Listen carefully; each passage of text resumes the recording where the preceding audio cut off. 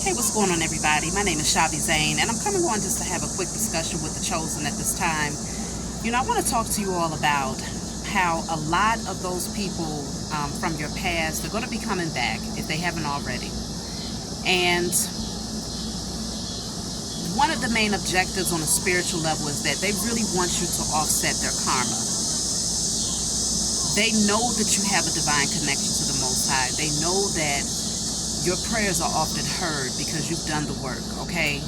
And you've purified your energy to the point where you're operating on a high enough vibration to be heard, okay?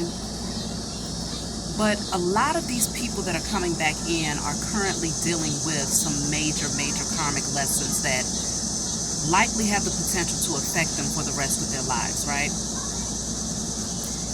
You spent a lot of time warning them and telling them, like, look, hey, if you don't stop doing that, if you don't get off of those drugs, if you don't stop the drinking, if you don't stop with the street life, these things are going to impact you in a way where you have a hard time coming back from it. You warned them, you begged them, you pleaded with them, you motivated them, you gave them advice, right?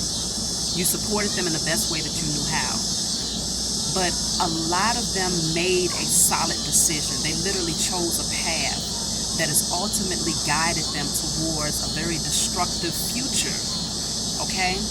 And a lot of these people are coming back in because they see that you are now receiving a lot of your blessings. Like, yes, nobody is perfect. We have all fallen short. And we have all done things where we received warning signs. We received all types of red flags, flashing lights that told us, don't take that path, don't stay with that person, don't go back to that person, don't use this, don't do that, don't abuse your body. But the chosen are very different and unique because when we go through things, when we do things that leads us to very karmic lessons, we take it and we transmute that and recognize that it is a lesson and we learn from it and we move forward.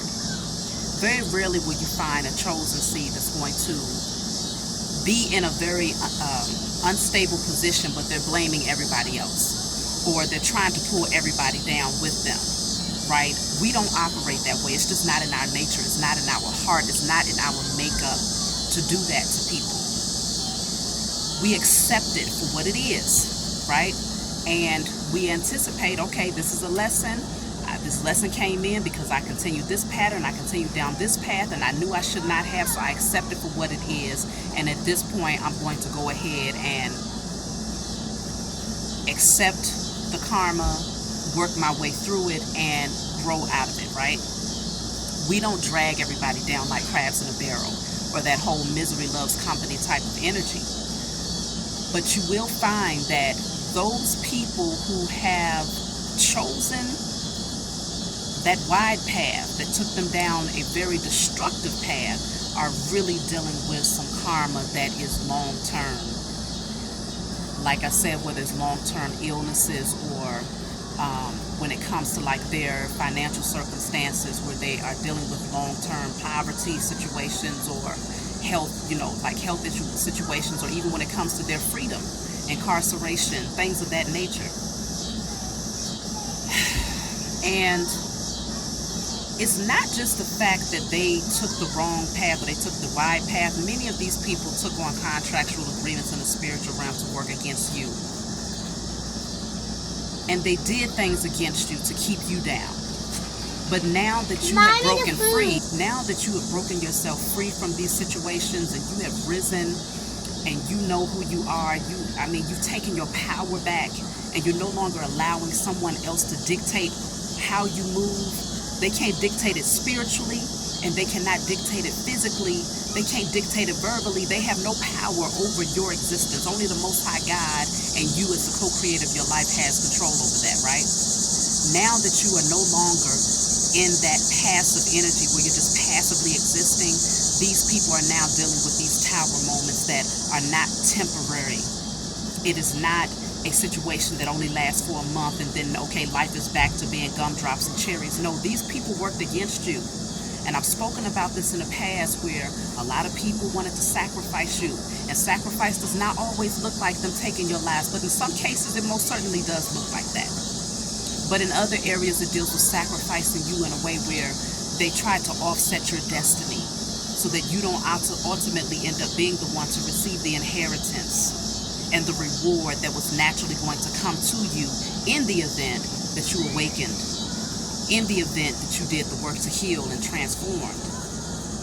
And so many people took on contracts to hold you down and to create stumbling blocks for you, okay? Some of them literally did spell work to keep you chained and bound to poverty, unhealthy relationships, destructive energy, addictions, all types of stuff. Please believe, many of you are well aware of this because you see now.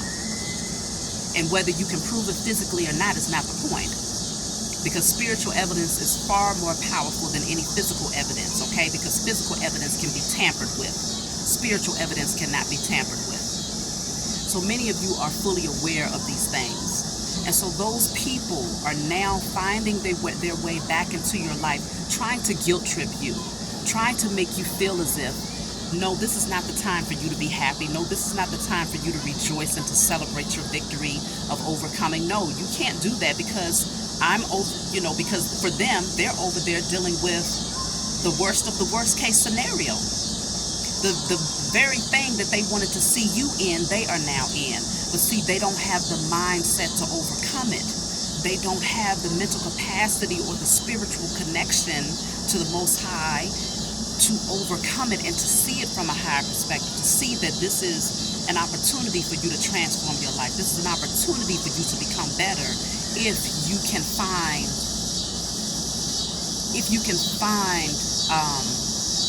appreciation, or I'm trying to think of the right word, but if they can find some form of peace in spite of their circumstances. But many of them, they are not looking for peace. They are not looking for a way to express gratitude.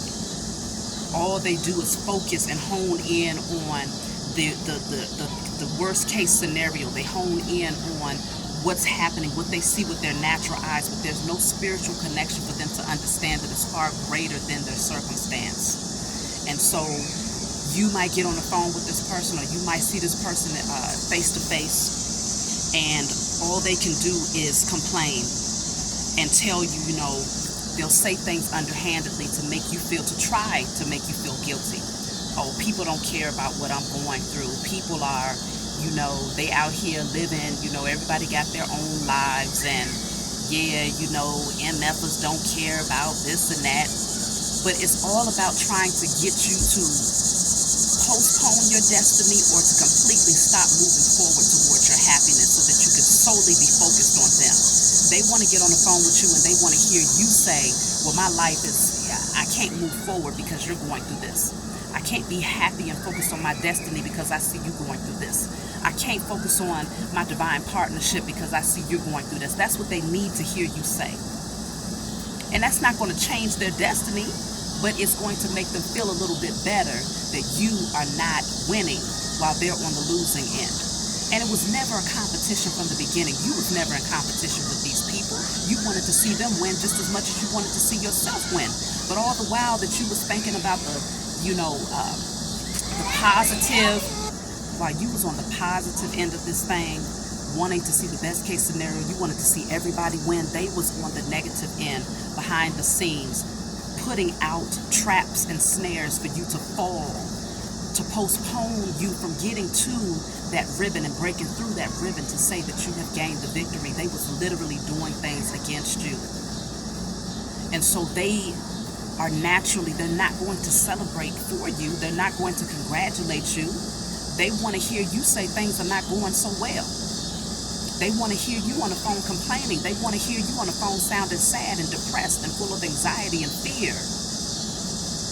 Because at least it will make them feel like, okay, well, maybe they aren't so chosen. Maybe, this is just what life is. It's just full of, pain and trauma, and okay, I'm going through it, but they're going through it too, so I can deal with that. That's how they feel. And it's very sad and it's very unfortunate, but it's the truth. So at this point, you really have to begin to discern, why do they want you sitting in that energy with them? What is their objective? What energy are they projecting now that they're dealing with one of the worst situations in their life, and they know that this is going to be a long-term circumstance that they are not going to be able to easily overcome? What is their objective for you?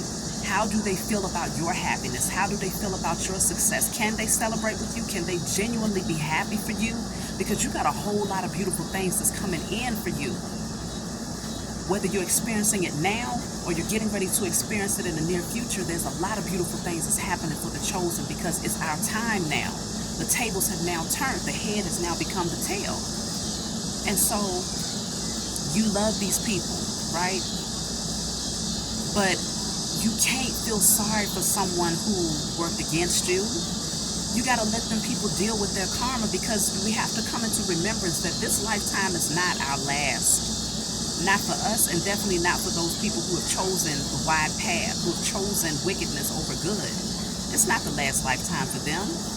But they may have placed themselves on a hamster wheel, a cycle, where there will be multiple lifetimes that they have to deal with the karma for what they've done to you. And it's not something that they can't handle. They can handle it, and they have no choice but to handle it, because it's their fate now. But eventually, at some point in time down the line, the Most High may have some mercy on them and decide, okay, after about 3, 4, 5, 6, 7, 8, 9, 10 lifetimes of dealing with the pain and the trauma and all of those things that they wish for you, the chosen, that okay, you've learned your lesson, so now you can rise higher, now you can transform, now you can heal. But see, one of the greatest issues is that many of them just don't want to go through the transformation. They don't want to accept the fact that they've harmed you. They don't want to accept the fact that they chose the wrong path and that they were too busy focused on material things. They don't want to accept that. The truth is too much for them. You see what I'm saying? And so it's very important for you all to realize that you don't want to be in a position where you're blaming yourself or feeling guilty because now you've decided to withdraw your energy and to really just focus on your happiness, focus on celebrating these milestones or these things that you've overcome, focus on, celebrating the breakthroughs that you are now having, rather than feeling like, okay, when you get on the phone with them or when you see them or if you go visit them and they're, some of them are going to be laid out on their, they might be bedridden. Some of them might be incarcerated. Some of them might be, dealing with mental health issues. Whatever it is they're going through, that's not going to be an overnight transition. Many of them, this is going to be the rest of their lives. It's hard for you to go in and say, hey, I have found the love of my life. Or I finally got that business deal that I've been hoping for. Or I finally have my book signing. Or I've written my first song and it's on the radio now, or I finally got that play going, or, whatever the case may be, whatever it is that y'all are out here doing, you can't even openly express that to them because you feel guilty that if you tell them the beautiful things that's happening for you, that, now that it's just going to make them feel like their life is even more shitty? That's not fair. But yet, on the other end, you have to sit in their presence and hear them complain about how this person did this person did that, and it's in so many ways directing it towards you but not wanting to say it directly to you. You don't have to deal with that.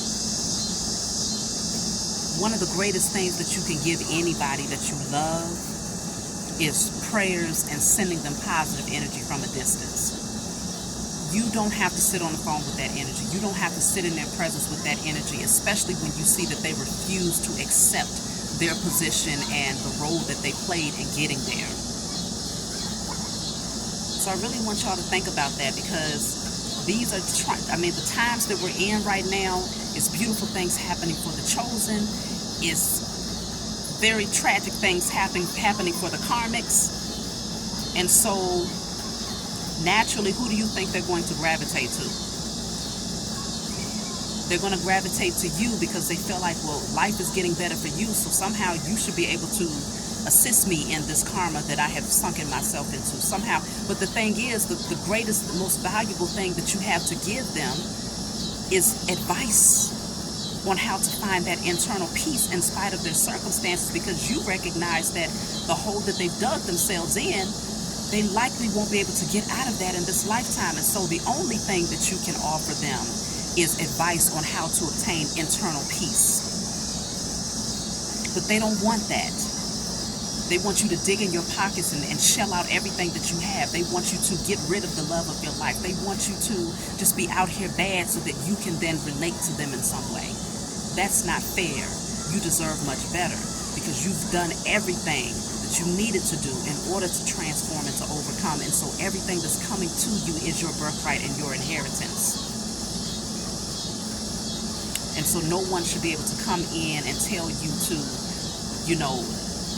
don't be so happy. Don't smile too much around them. Don't laugh too much. Don't dance too much. Don't be too jovial. Oh, when you come around me, I need you to seem like you're sad. I need you to seem like everything is going to shit and going to hell, because this is my existence over here, and so we need to be on the same level. Anything too happy is going to make them feel some type of way, and so now you got to try to figure out how you can put on that face, put on a mask, so that they don't feel bad about their circumstances. No. And if you find that you can't find a happy medium where you can really relate with this person and be in their presence and they're happy for you, and you can, give them some nuggets to help them with their internal peace where they receive it and accept it, then you just have to make cuts. That's all a part of you embracing your masculine and feminine energy. Feminine energy is where you're nurturing and you're healing to others, but that's only if they're receptive to it. Your masculine energy is when you're setting them the healthy boundaries and saying, look, I got to protect my energy at all costs and make sure that we're good over here. Because if both of us is on the same level of being in negative energy, then what good are we for anybody? What good are we for one another, and what good are we for those people that's in our intimate space? So these things are very important for y'all to ponder on, because we are in that time. There's a lot of changes that's happening right now in a beautiful way for y'all. So at no point should you ever go anywhere where you feel like you have to take your smile off because you don't want to make somebody feel some type of way. No, smile. Be happy, be jovial, give thanks, be in gratitude everywhere that you go. That's my message for y'all. If you feel that you relate to this in any way, leave your comment below. Like and subscribe to my channel if you want any of my services, my readings, my cards, my oils, my tarot lessons, whatever. My email will be in the description box. I love you all, and I'll talk to you all next time.